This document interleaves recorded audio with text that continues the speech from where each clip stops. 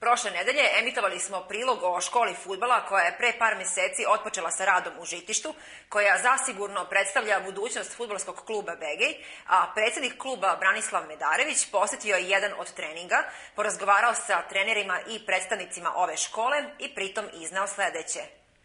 Izuzetno mi je zadovoljstvo da se politika kluba koju smo ispred sebe postavili moji saradnici i ja sprovodi u delo.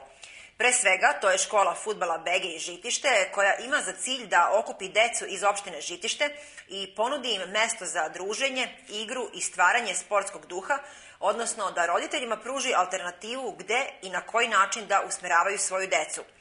Zahvalio bih se pre svega mojim prijateljima i roditeljima bez čije pomoći bi ova ideja o organizovanju škole fudbala ostala samo neostvarena želja,